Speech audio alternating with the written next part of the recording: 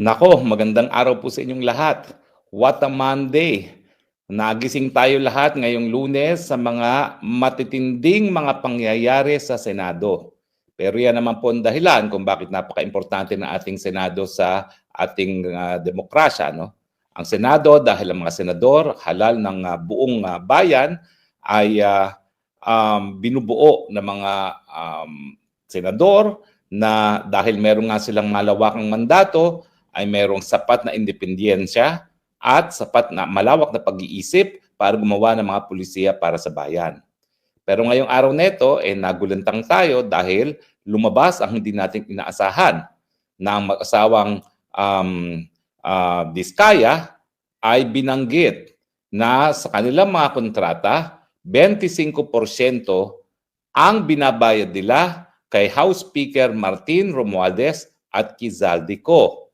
At pinalanganan din nila ang 18 mga congressman na tumatanggap ng suhol o bribe sa kanila para sa mga proyekto na infrastruktura. Well, hindi po natin inaasahan na ngayong kaaga ay magsisiwalat ng ganitong impormasyon ang mga Diskaya dahil ang ating obserbasyon nga para bagang pinalalabas nila na ang korupsyon sa flood control at iba pang infrastruktura ay narariyan lamang dahil sa gawain ng mga district engineers, regional engineers at mga tauhan ng DPWH kasama ng mga pribadong kontraktor. Ang sinasabi natin, ang pinakamalaking kubra sa mga ganyang korupsyon sa mga infrastrukturang proyekto ay dahil sa mga mambabatas. At ngayon po, pinanindigan matapos sumpaan na magsasabi lamang ng pawang katotohanan ng mga Diskaya sa pamamagitan ng kanilang testimonya at sa pamamagitan ng isang sinumpaang salaysay na 25% ng halaga ng mga proyektong nakalap nila, nakuha nila sa gobyerno, ay napupunta bilang suhol kay Martin Romualdez at kay Zaldico. So malinaw na po ngayon sa sikat pa ng araw na talagang patungo po tayo sa mga malalaking isda pagdating sa korupsyon sa infrastruktura na sabi nga ni Benji Magalong, Mayor Benji Magalong, hanggang 60% ay napupunta na sa bulsa ng mga kurakot. At sang-ayon din sa sinabi ni Mayor Benji Magalong, talaga naman pong 25% ang napupunta sa Speaker at saka kay Zaldico. Pero ang hindi natin inaasahan, itong testimonyang pala ito ay dahil sa hapon, sa kaparehong hapon ng araw na ginawa ng revelasyon ito ng mga Diskaya, magbabago ang liderato ng Senado. At ngayon nga po, nahalal bilang Senate President itong si Tito Soto at bilang Senate President pro tempore itong si Ping Lacson. Bakit po sa tingin ko na konektado ang mga pangyayari? Well, wag po natin kalimutan no, na talagang alam naman natin ang voting records ni Tito Sen at saka ni Ping Lacson. Noon pong sa impeachment ni Inday Sara Duterte, ang Tito Sen ay nagsabi na hindi dapat i-dismiss ang kaso ng impeachment labang kay Inday Sara Duterte dahil meron pang nakabinbin na motion for reconsideration sa Korte Suprema. At ito namang si Ping Lacson, bagamat hindi bumoto ng negative doon sa motion para i-archive ang impeachment ni Inday Sara Duterte, siya ay nag-abstain. At ang sinasabi nga niya, bagamat inclined siya dati na sumuporta na i-archive, nababahala siya dahil nga meron pang motion for reconsideration. Ang ibig sabihin, ang dalawang pinakamataas ngayon na leader ng Senado ay nagpahiwatig na nais nilang maituloy ang impeachment ni Inday Sara Duterte at least hanggang hindi pa nare-resolba with finality ang issue sa Korte Suprema. Now, pagdating naman po dito sa investigasyon ng flood control at yung naisuwalat ni Diskaya, ang tanong ng lahat, ano nang mangyayari sa investigasyon ng Senate Blue Ribbon sa ilalim ni Senator Marcoleta? Ang inaasahan po ng marami dahil si Senator Marcoleta ay nahalal bilang chairman ng Senate Blue Ribbon Committee dahil sa liderato ni Senator Chis Escudero, malamang mapapalitan po si Senator Marcoleta bilang chairman ng Senate Blue Ribbon Committee. At tingin ko po, yan naman po ay sigurado. Dahil ang Senate Blue Ribbon Committee, yan po talaga isa sa pinaka-importanting komite dyan sa Senado.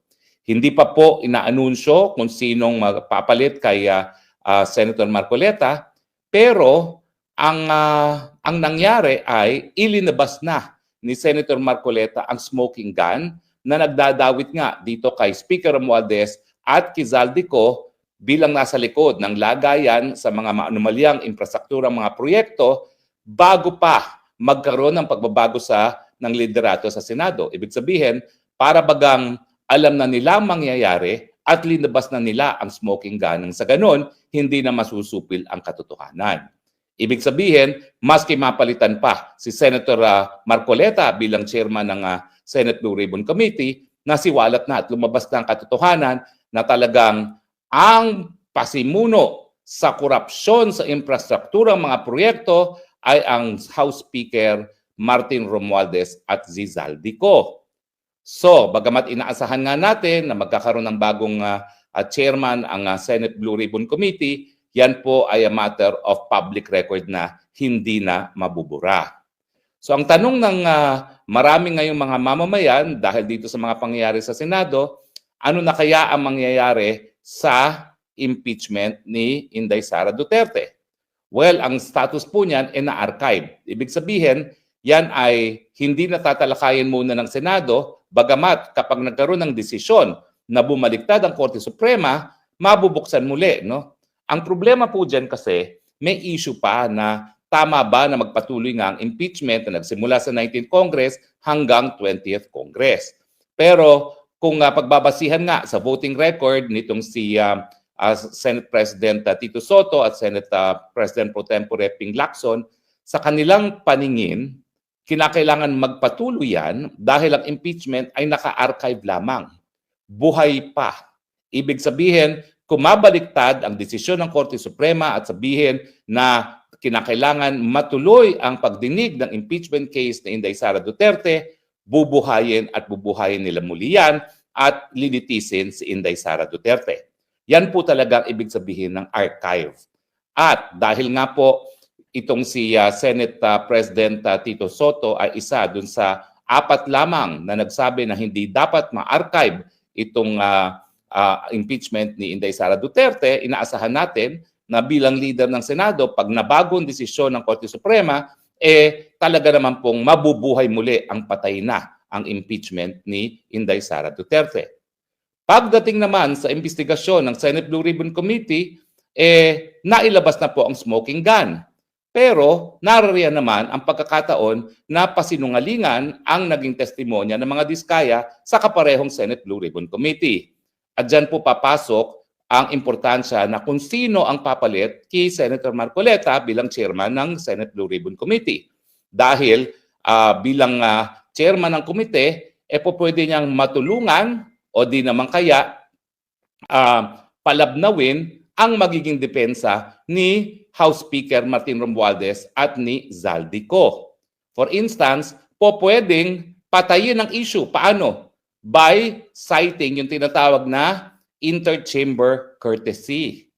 Na ibig sabihin, hindi dapat imbestigahan ng Senado ang kanilang mga kapwa mambabata sa mababang kapulungan. Kapag in-apply po yung interchamber courtesy na yan, parliamentary courtesy na yan, patay na pong investigasyon pagdating sa maanumalyang mga infrastrukturang proyekto, at least insofar as si House Speaker Martin Romualdez at si Zaldico are concerned.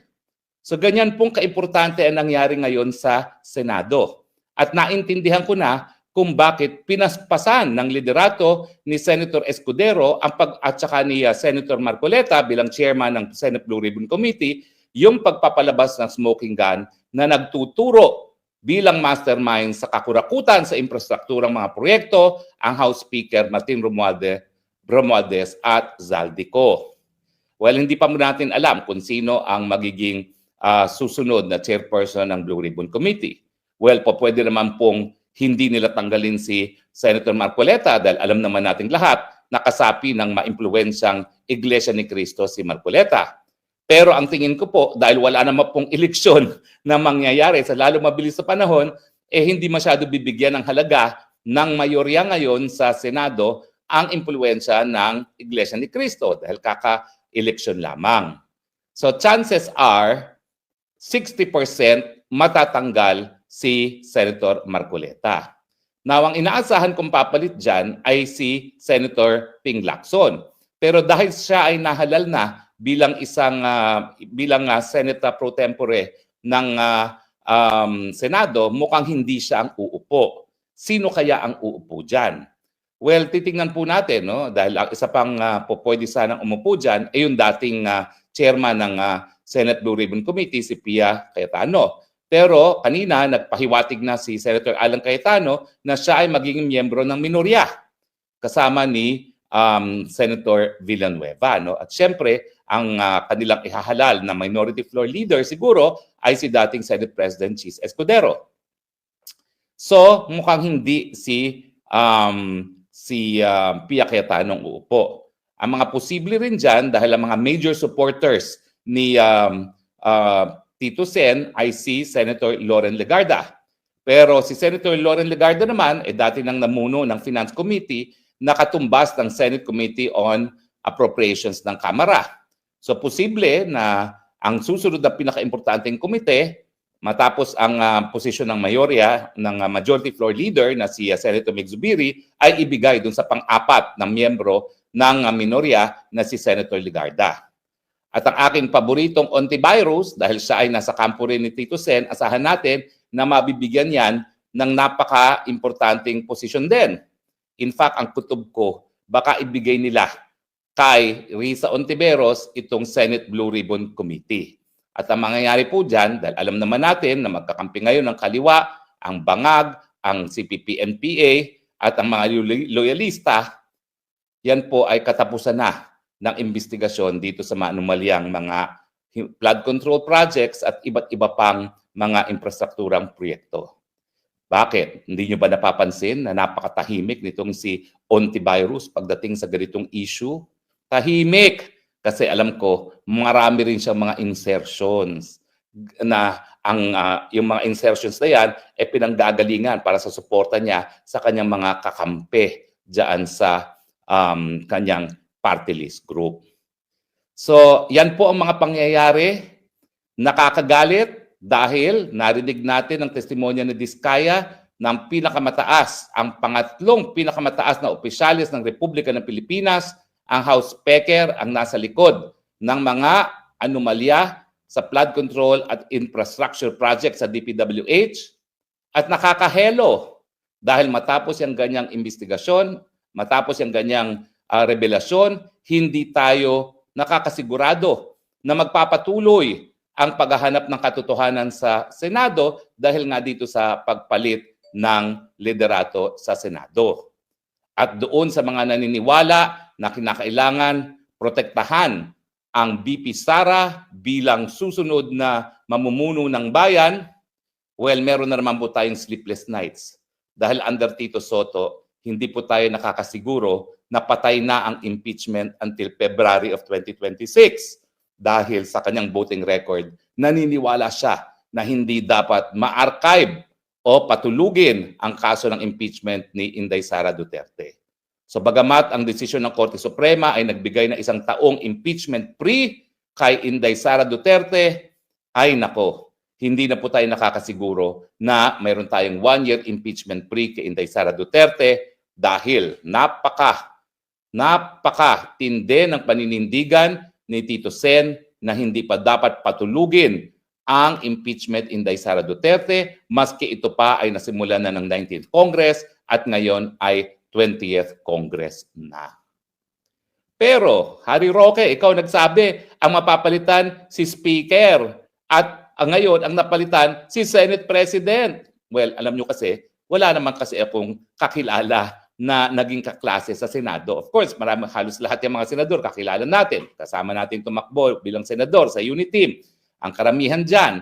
At dati pang kakilala, gaya ni Senate President Chis Escudero, high school pa lang, kakilala ko na yan. Pero wala naman sa akin kasi nagbalita na magkakaroon ng ganitong coup. Ang aking pagkakaintindi, nagkaroon ng ganitong coup dahil di umano, doon sa testimonya ng isang kontraktor na siya ay nagbigay ng 30 million na pangampanya kay Chis Escudero na sa tingin ko nga ay isang conflict of interest. At pangalawa, yung dami ng mga insertions di umano na ginawa ni Senate President dating Senate President Chis Escudero. Hindi ko po alam kung totoo yung mga paratang pagdating sa mga insertions, pero ang katunayan ay yan ang lumalabas ng mga balita na ginamit yan ng bagong liderato ng Senado para maagaw nga ang liderato muli ng Senate President kay Chis Escudero. Pero ang malinaw dito, kung natanggal ang Senate President dahil yung testimonya na tumanggap siya ng pangampanya galing sa kontraktor sa kanyang probinsya at dahil sa mga insertions, bakit naman hindi matatanggal ang House Speaker na kinilala ngayon at tinuro ng mga diskaya bilang tumanggap ng suhol? Bakit ang Senate President na na binigyan ng campaign contribution ng isang kontraktor natanggal sa posisyon dahil sa lack of trust and confidence sa kanyang mga kasama sa Senado, at ang House Speaker na sinabing siya ang tumatanggap ng suhol ay hindi matatanggal? So I stand by what I reported to you yesterday. Dahil yan naman po ay sinabi sa akin ng aking mga dating kaklase sa 70th Congress. At pangalawa, it does not make sense na kung matatanggal ang isang Senate President dahil lamang di umano sa mga insertions na ginawa niya nung nakalipas na taon na budget, bakit mananatili sa posisyon ng isang House Speaker na positively identified by a contractor, sila mismo ang nagbigay as having received 25% of the project cost nitong mga maanumalyang infrastructure projects na ito. So sa akin, kapag hindi natanggal ang Martin Romualdez bilang House Speaker, hindi po huhupa ang galit ng taong bayan.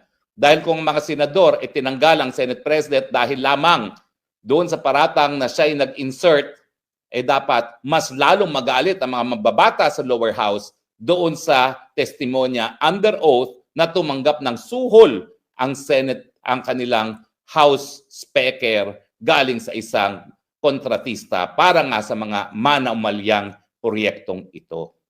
So ibig sabihin, hindi pa po tapos ang pagpapalit ng liderato dyan sa Kongreso dahil ako naniniwala, hindi na po makakatakas sa responsibilidad itong si Tambaluslos dahil napakahirap pong itanggi ang testimonya under oath sa Senado na siya ay tumanggap ng 25% suhol. In any case, hindi naman po itong unang-unang pagkataon na nadawit ang inyong House Speaker sa lagayan. Sa Amerika po, sa Delaware, mayroon na pong desisyon ang isang hukuman doon na tumanggap din ng suhol ang House Speaker doon nga po sa usapin ng isang casino. Nasa desisyon po yan ng Delaware Court sa Estados Unidos. Anyway, hindi pa po tapos ang mga pangyayari. Nakatanggap na po ako ng text galing sa isang aking kaibigan na talaga namang dilawan, nananawagan ng people power. At ako naman po, hindi ako nagkukulang na ang Pilipinas, panahon ng dapat magalit. No? At ramdam na natin ang galit ng taong bayan, except that doon lang po sila linalabas ang galit sa internet. At kapag ikaw naman ay nilabas mong galit sa internet, wala namang pakialam ang mga makakapal na mukha ng mga tao sa gobyerno. Ang importante talaga, lumabas sa lansangan dahil pag lumabas sa lansangan, hindi lang nagkakaroon ng physical form yung galit ng taong bayan. Hindi lang yan nababasa, nakikita na sa presensya ng taong bayan na lumabas na sa lansangan. At siyempre ang mensahe ay tama na, sobra na. Kaya nga itong mga pangyayaring ito, dapat lamang sigurong mangyari na ang mga mambabatas na mayroong pananagutan, alisin sa pwesto, pero gaya na aking sinasabi, the buck stops with the President. Dahil tignan nyo ang ginawa ni dating Presidente Duterte noong 2019 budget kung saan nag-insert ang mga mambabatas ng kung ano-ano. Lahat po yan, binito ni dating Presidente Duterte. At dahil ito namang Marcos Jr. ay hindi nagbito ng mga ganyang insertions na nagsimula nitong korupsyon sa mga proyektong infrastruktura, the buck stops with the President. At huwag natin kalimutan na kaya naman po nagbigay ng ganyang mga proyekto kung saan damukal na korupsyon ang nangyari sa hanay ng mga mambabatas, yan po ay pambili ng lagda para tanggalin ang Vice President Inday Sara Duterte dahil pag natanggal ang Vice President Duterte, mawawala ang pinakamalakas nilang katunggali na lalaban sa kagustuhan nila ng Marcos forever. Kaya mga kaibigan, magalit tayo, mahelo tayo sa mga pangyayari sa Senado, pero in the end, tayo na pong maghusga. Ang husga, tanggalin na si Marcos, labas na sa lansangan, ibalik ang kapangyarihan sa taong bayan, ibalik ang kalinisan sa ating pamumuno, tama na, sobra na.